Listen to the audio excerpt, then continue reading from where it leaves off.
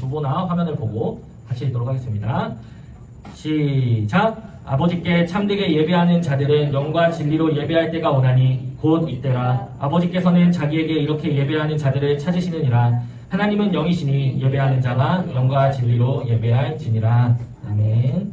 자, 우리 같이 오늘 이 말씀을 가지고 볼 말씀의 제목은 누구를 위한 예배일까? 입니다. 우리가 한 3, 4주 전부터 신앙의 기초적인 부분에 대해서 그리고 교회의 기초적인 부분에 대해서 여러분들하고 이야기하고 있는데 우리가 첫 번째 시간에는 뭐에 대해 얘기했나요, 여러분? 기억나요? 첫 번째 시간에 교회에 대해서 얘기했어요. 그래서 막 꼬부랑글씨 몇 개 배웠죠. 그리고 우리가 두 번째는 성경에 대해서 얘기했습니다. 그리고 이제 추석 지나고 우리 세 번째 시간에는 우리가 교회 안에서 그리고 성경 안에서 배우는 것들을 드리는 시간, 그러니까 예배에 대해서 우리가 좀 생각하고 또 예배가 어떤 것인지에 대해서 우리가 기억하는 그런 시간이 되었으면 좋겠습니다. 우리는 교회에 보통 뭐라고 얘기해요? 교회를 다닌다라고 얘기하고 또 예배를 뭐라고 하죠? 예배를 드린다라고 얘기해요. 그런데 예배를 드린다는 것은 그럼 이제 누구한테 드리는 것일까? 우리는 이제 교회를 다니니까 알지만 이 예배가 하나님께 드린다라는 것은 사실 알고 있어요. 그런데 하나님께 드리는 이 예배의 시간들, 그 예배의 순서들, 왜 예배에는 꼭 대표 기도가 있을까? 아니면 예배에는 꼭 왜 앞에 찬양을 할까? 아니면 왜 봉헌 시간이 있을까? 하는 그런 것들에 대해서 조금이나마 여러분들의 궁금증이 해소되는 시간이 되었으면 좋겠습니다. 예배는 어떻게 보면 여러분들 이 앞 시간이 좀 집중을 빡 해줘야 돼요. 왜냐면 제일 중요한 거니까. 이 예배는 뭘까라고 우리가 이제 생각을 하면은 아까 예배를 드린다라는 표현을 쓴다 그랬어요. 그럼 예배를 누구를 향해 드리냐? 하나님을 향해 드린다라고 하는데 그것 말고도 생각보다 그 예배 안에 포함되어 있는 의미와 뜻이 많다는 거예요. 예배는 이제 두 가지 정도로 딱 나누어서 설명을 할 수 있는데 예배라는 것은 하나님을 경배하는 예식이에요. 그러니까 우리가 예식의 대표적인 종류가 있는데 결혼식을 예식이라고 얘기하잖아요. 결혼식, 그다음에 뭐 결혼식과 반대되는 장례식, 이런 것, 그런 식들, 예식들은 어떤 형식적인 순서 안에서 무언가를 목적을 가지고 하는 것을 예식이라고 얘기하는데, 그러면은 이 예배 역시도 하나님께 경배하는 형식이 있는 무언가라고 할 수 있는 거예요. 그러면 이 예배 시간 가운데 우리가 순서가 있고, 그런 순서 안에서 하나님께 경배 드리는 것이 이 예배의 주된 목적이다라는 거예요. 경배한다는 건 뭐죠? 경배한다는 거? 높은 분을 높여드리는 거예요. 그러니까 높지 않은 사람을 올려주는 걸 경배라고 하는 게 아니고 우리 소위 올려치기라고 막 올려치고 내려치고 하는 거예요. 올려치는 것처럼 뭔가 낮은 사람을 일부러 올리는 게 경배가 아니라 이미 높은 사람을 높여주는 걸 경배라고 한다는 거예요. 이거를 또 우리말로 하면 사실 헷갈릴 수가 있는데 이걸 또 우리말로 하면 찬양이라고 사실 얘기해요. 그래서 이 찬양이라는 것은 사실 높은 분을 높여드리는 하나의 방법, 그리고 원래 그런 의미를 갖고 있다는 거예요. 우리가 예배하는 대상은 누구죠? 하나님, 그리고 하나님의 아들 예수 그리스도, 그리고 영이신 성령님, 이렇게 우리가 예배를 올려드리는 예배의 대상이라고 할 수가 있습니다. 하나님은 세상을 만드신 분이고 우리의 삶과 역사를 만드시는 분이에요.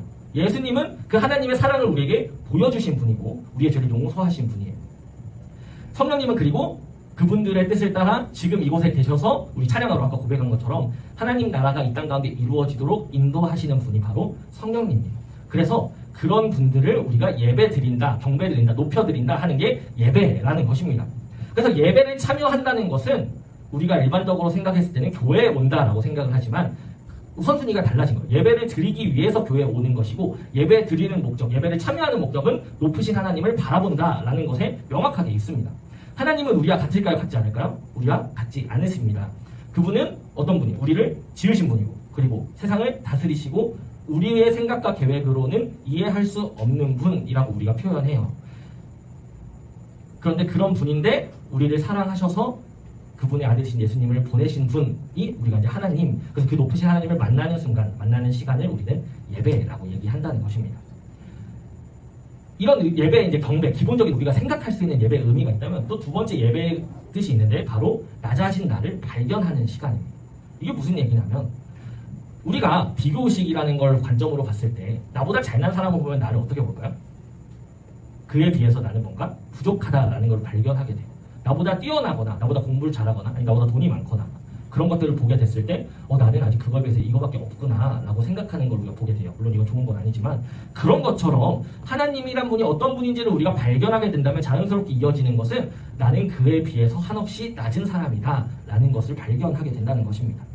그게 바로 우리의 사실 진짜 모습이라는 거예요. 근데 우리 세상 가운데서는 우리 어때요? 나 잘난 맛에 사는 게 사실 중요하잖아요. 자존감을 높이고 내가 얼마나 대단하고 좋은 사람인지 스스로 믿으라고 얘기하는 게 요즘 세상의 기조인데 내가 하고 싶은 걸 하고 내 생각대로 하고 그리고 그런 것들인데 그런 것들을 예배 시간에는 죽이는 거. 예배 시간에는 내가 그런 것들을 다 잊고 하나님 앞에 한없이 낮은 나를 발견하는 시간. 이게 바로 예배 시간이라는 거예요. 내가 지금 어디에 살던 뭘 하던 무엇을 갖고 있고 어떤 증명사업 어떤 뭐 학위가 있고 뭐가 있고 다 상관없이 하나님 앞에서는 한없이 낮은 존재들이라는 것으로 귀결되게 되는 것이 바로 이 예배 시간이라는 거예요. 그래서 이 예배에 참여하는 우리의 모습을 통해서 하나님을 바라보고 높으신 하나님을 바라보고 낮아진 나를 발견하게 되는 게 바로 이 예배라는 것입니다. 근데 오늘 읽은 말씀을 보면은 아버지께 참되게 예배하는 자들은 어떻게 예배한대요? 영과 진리로 예배한다고 합니다. 영과 진리로 예배한다는 것은 이제 어떤 걸까요? 영과 진리로 예배한다는 거. 이해가 잘 되지 않는 부분이에요. 그래서 영과 진리로 예배한다는 부분에 대해서는 이 설교의 마지막에 전사님이 얘기하고 마치도록 하겠습니다. 어쨌든 근데 이런 예배를 드리는데 뭐 이게 진짜 종교 가짜 종교를 다 떠나가지고 모든 종교를 바라봤을 때 다른 종교도 예배가 있을까 없을까요? 예배가 있어요. 예배가 있어요. 불교만 가도 예불 시간이 있어요. 그 부처님한테 이렇게 막 이거 딱딱딱 하면서 그 하는 거 있잖아요. 그렇게 이제 하는 예배 시간이 있단 말이에요. 그리고 이거 오른쪽은 무슨 종교일까요? 이슬람교. 이슬람교는 누굴 믿죠? 알라를 믿죠. 대표적인 다른 두 종교를 갖고 왔는데 불교든 뭐 이슬람이든 이제 힌두교, 뭐 다른 여러 다신교든 무슨 어떤 모든 종교든지 간에 예식, 이 예배를 드리는 예식이 존재한다는 거예요. 그러니까 이 그냥 예배라는 단어만 봤을 때는 우리가 교회 안에서 사용한 예배 말고 예배라는 단어만 봤을 때는 얼마든지 뭔가를 경배하고 이렇게 올려드리는 예식이다라고 이제 볼 수가 있다는 거예요. 그러면은 이 예배들과 우리 예배의 차이점 뭘까요? 이 예배들과 우리 예배, 우리는 하나님을 믿으니까 우리는 진짜다라고 말한다면 뭔가 막무가내로 우기는 것 같은 느낌이 드니까 우리는 이 예배들과 이 사람들도 가서 진심으로 예배드리고 찬양도 있어요. 그렇죠? 찬양도 있고 막 어쨌든 그런 순서들이 다 있단 말이에요. 그러면은 이 사람들의 예배와 우리의 예배는 뭐가 다르죠? 가장 큰 것이 있습니다. 이슬람 사원을 가도 그리고 우리 불교를 가도 우리 딱 절에 가면은 절 한가운데 뭐가 있죠? 불상이 딱 있잖아요. 불상. 그리고 이슬람도 힌두교도 모든 다른 종교에는 섬기는 대상의 모양이 있습니다. 섬기는 대상의 모양이 있어요. 그뿐만 아니에요. 우리가 종교라고 얘기하니까 뭔가 형식이 있는 종교 같지만 우리 점 보러 가는 그런 거 있잖아요. 점이든 아니면 다른 민간 신앙도 보면은 그 시골 가면 나무에다가 막 이렇게 막 쭉 쳐놓고 한거 본 적 있어요? 화려하게 막 이렇게 뭐 선앙당이라고 하는데 그 나무에 있는 신을 섬기는 거예요. 그래서 그런 것처럼 뭐 귀신이든 다른 뭐 나무를 섬기든 뭘 섬기든지 간에 눈에 보이는 형상이 있다는 거예요. 그럼 여러분들이 이렇게 생각할 수 있어요. 아니 그럼 우리도 십자가 있잖아요 라고 할 수 있는데 정확하게 얘기하면 우리는 십자가를 섬기는 것이 아니고 십자가를 통해서 예수님을 기념하고 기억하는 것이지 십자가를 믿는 건 아니에요. 예수님이 십자가에서 돌아가시지 않으면 저거 십자가 모양이 아닐 수도 있어요. 예수님 만약에 주리에서 돌아가시면 저기 주리 형틀 모양일 수도 있는 거예요.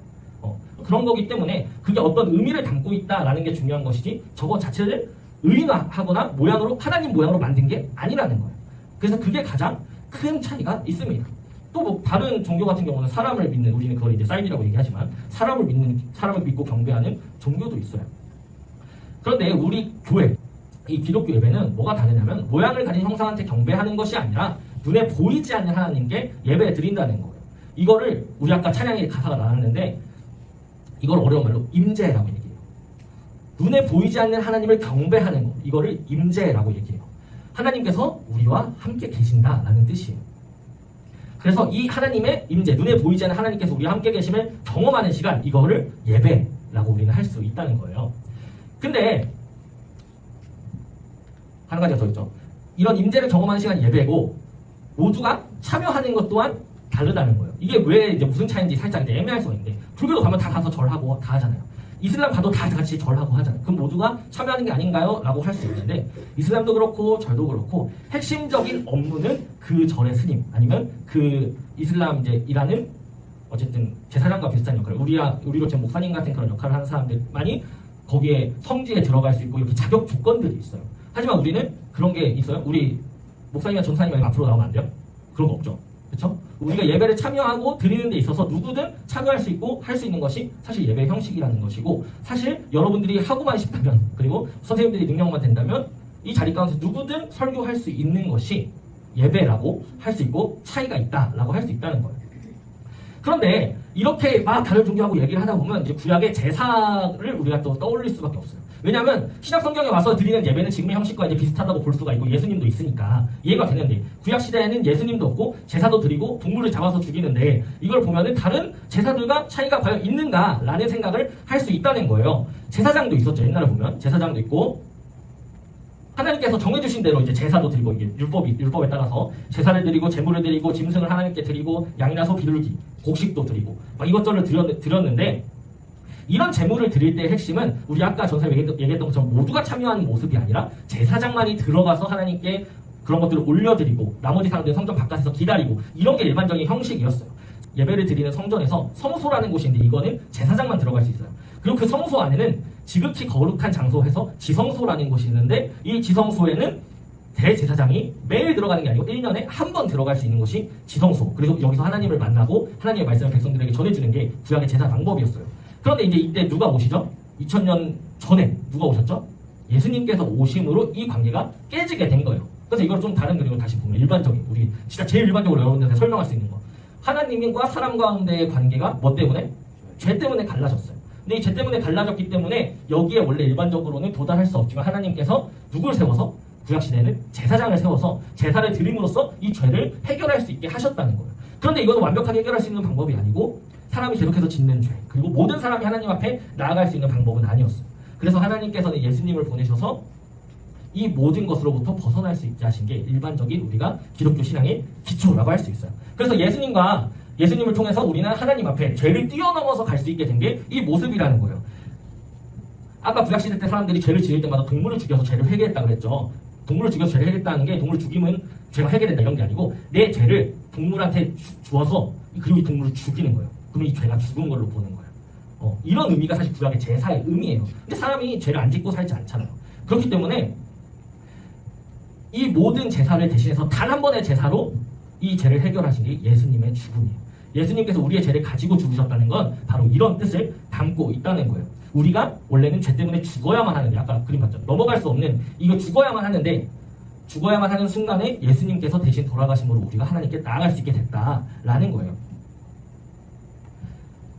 그래서 옛날에는 제사장들이 중간에서 이런 일을 했다면 지금은 예수님께서 그 일을 해주셔서 우리가 직접 하나님을 찬양하고 경배할 수 있게 되었다. 이게 바로 예배의 의미고 우리가 하나님의 말씀을 들을 수 있는 시간이 되었다는 거예요. 그런데 이제 구약과는 이제 이런 차이가 있는데 예배에 아까 여러 가지 의미가 있었지만 또 다른 의미 어떻게 보면 여러분들한테 전사님이 얘기하고 싶은 중요한 의미가 있는데 바로 우리가 뭘 나누는 거? 기억을 나누는 거예요. 기억을 나누는 게 이게 무슨 소리냐면 성경책, 옛날 구약 성경은 생각보다 꽤 옛날에 우리 성경 시간에 배웠잖아요. 꽤 옛날에 만들어졌고 사람들은 그걸 통해서 옛날에 이런 일들이 있었구나. 옛날에 하나님께서 이런 일들을 하셨구나. 우리 조상들한테 이런 일을 해서 우리가 지금도 믿을 수 있게 되었구나. 라는 그런 기억들을 이제 가지게 되었어요.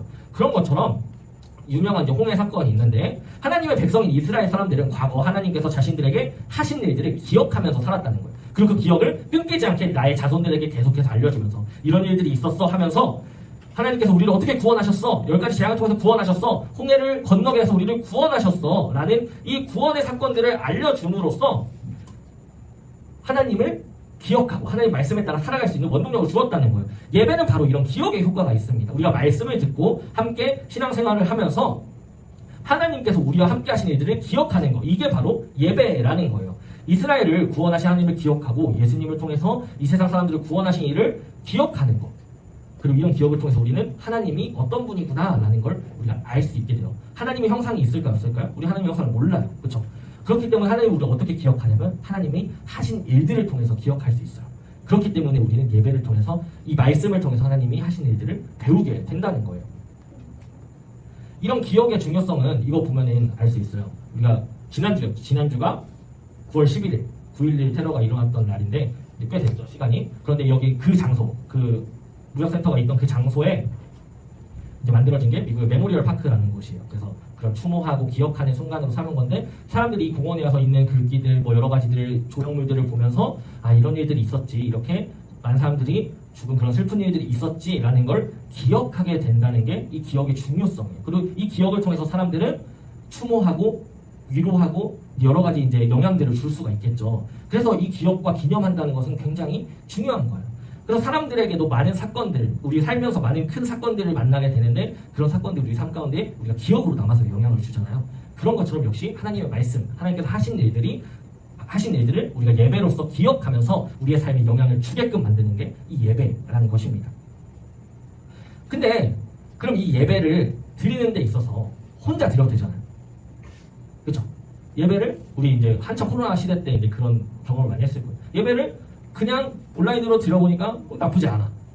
예배를 그냥 혼자서 내가 드리고 잘 기억하고 말씀 잘 듣고 하면 되지 않느냐라는 것을 우리가 이제 생각할 수 있어요. 그런데 이 교회라는 것은 예배 공동체, 예배를 드리는 그냥 사람이 아니고 예배 공동체예요. 공동체니까 드려야 된다 하면 억지잖아요. 하나님께 영광을 돌리고 하나님의 백성들이 모이는 곳인데 우리는 하나님 안에서 우리는 뭐라 그래요?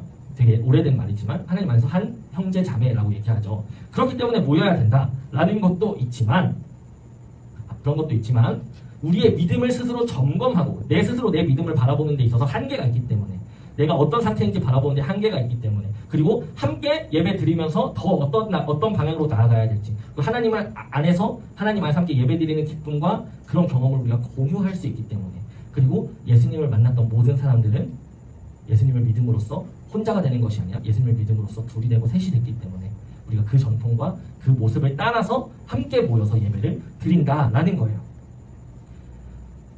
이 예배는 여러 가지가 있지만 예배를 그러면 이제 진행하는 것도 아까 얘기했죠. 순서들이 있다고. 이 순서들이 왜 있는지를 진짜 빨리 얘기할게요. 예배 순서에는 예배를 이제 예배로 부른다는 게 있어요. 예배 자리로 초대한다. 그래서 예배에 초대한다는 거는 우리가 전사님 항상 늘 하는 말씀이었어요. 우리의 마음을 하나님께 드린다라고 얘기하죠. 그런 것처럼 우리의 마음을 모으고 하나님을 찬양하는 순서라고 할 수 있어요. 그리고 말씀 예전이라고 하는데 이게 예식과 같은 말이에요. 그래서 말씀 예전은 말씀 예전 막 찬양도 있고 있긴 한데 거기서 제일 중요한 건 사실 이제 지금 이 시간 설교예요. 이 설교 시간은 옛날부터 성경 봉독과 이 설교 시간은 옛날부터 사람들에게 굉장히 중요했는데 왜 그랬냐면 옛날에 인쇄술이 발달하기 전에는 성경을 아무나 가질 수가 없었어요. 굉장히 비쌌고 아무나 가질 수가 없었기 때문에 성경 말씀을 들을 수 있는 유일한 장소가 어디예요? 교회예요. 그래서 교회 가서 말씀 듣고 하는 게 제일 중요했다는 거예요. 그래서 그 말씀의 뜻을 새겨주고 우리가 그 말씀에 따라 어떻게 살아가야 될지를 배우는 이 설교 시간이 바로 말씀 예전입니다. 그리고 그 아래 이제 성찬이라고 했죠. 여러분들은 아직 이제 성찬 안 해봤겠지만 성찬 예식 때 뭐 먹죠? 성찬 시간은 뭐 먹어요? 떡과 포도주. 우리 지금 빵을 뜯어서 먹고 그리고 포도주를 먹는데 이 포도주와 빵은 우리가 잘 아는 것처럼 예수님께서 십자가 못 박혀 돌아가심을 우리가 기념하는 것, 예수님의 몸, 예수님의 피를 우리가 기념하는 게 바로 이 성찬 예전입니다. 그리고 네 번째는 여러분들한테 많이 못 들어본 걸 텐데 파송 예전이라는 게 있어요. 이때는 우리가 지금 하지 않지만 주기도문하고 하나님 앞에 원래 찬양하면서 내가 나아가는 것. 이게 바로 파송이에요. 파송은 보낸다라는 뜻이잖아요. 예배는 우리가 모이고 함께 하는 것도 중요하긴 한데 더 중요한 것은 우리가 하나님의 백성으로 모였다면 하나님의 백성이기 때문에 예배를 통해서 얻은 은혜를 가지고 어디로? 다시 세상으로 나가는 게 중요하다는 거예요. 특히 말씀을 듣고 결단한 사람, 우리가 말씀을 듣고 하나님 앞에 이렇게 살아야겠다라고 결심했다면 그 결심을 가지고 세상 가운데서 나아가겠다라는 이런 것들을 우리가 다짐하는 시간이 바로 이 파송 시간이라고 할 수 있어요. 그래서 예배 시간들이 사실 일반적으로 이렇게 이루어진다라는 걸 여러분들이 이렇게 그냥 그렇구나 하고 이제 알았으면 좋겠고, 예배의 의미는 우리가 아까 얘기했죠. 기억하는 거, 하나님을 기억하는 거, 하나님을 경배하는 거, 그리고 그걸 통해서 낮아진 나를 발견하는 거. 그러니까 이건 뭐예요? 하나님과 나의 관계를 바라본다라는 거예요. 하나님과 나의 관계가 어떤지를 점검한다라는 게 바로 이 예배 시간의 가장 중요한 부분입니다. 그러면 이제 마지막으로 예배의 주인, 우리가 아까 누구를 위한 예배일까가 제목이었는데 예배의 주인은 그럼 누구일까요? 전사님인가요? 예배의 주인은 전사님도 목사님도 누구도 아닌 바로 하나님이에요. 우리가 하나님께 경배드리는 시간이 예배고 우리가 그렇게 알고 있지만 사실 우리는 그 사실을 자주가 아니고 매번 잊어요. 그래서 이 예배를 뭔가 어떤 형식적인 순서, 그냥 주일날 오는 시간 이렇게 받아들일 때가 정말 많을 거라고 생각해요. 우리가 예배 시간이 재밌으면 좋겠다고 사실 전사님도 어렸을 때 많이 생각을 했었는데, 즐거웠으면 좋겠다. 예배 시간이 지루하지 않았으면 좋겠다. 그렇기 때문에 지금 전사님 굉장히 큰 잘못을 하고 있는 것 같은데 지루하지 않았으면 좋겠다. 이런 생각을 정말 많이 했는데, 사실 그것은 어떤 느낌이냐면 내 입장에서 생각한 예배의 모습이라는 거예요. 여러분들한테 지루하니까 참으라는 얘기가 아니라 우리가 하나님 앞에 드리는 예배의 시간이 꼭 우리 기준으로 무조건 즐거울 수만은 없을 수도 있다라는 거예요. 왜냐하면 예배의 목적은 우리의 재미가 아니라 하나님께 경배드리는 게 목적이기 때문에 그래요. 그래서 여러분들 앞에 모든 이제 이 많은 이야기들이 있었지만 결국 중요한 것은 예배의 주인이 하나님이고 그 하나님께 경배드리는 것이 예배의 목적이다라는 것을 여러분들 기억하면서 신앙생활을 한다면 예배를 드리는 데 있어서 여러분들의 마음이 한층 더 편안한 마음으로 예배 드릴 수 있게 될 거라고 생각이 듭니다. 그래서 그런 신앙생활을 통해서 더 하나님 앞에 나아가고 기쁨으로 우리가 이 예배 시간을 바라볼 수 있는 우리 청소년 친구들 되었으면 좋겠습니다. 전에 기도하고 예배 마치도록 할게요.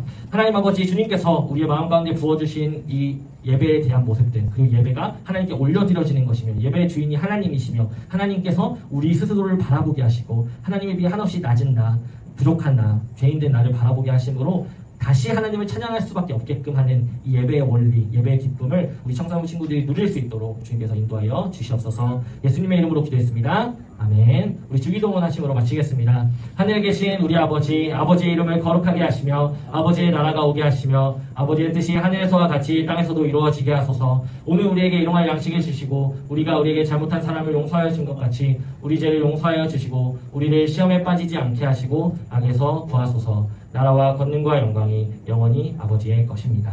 아멘.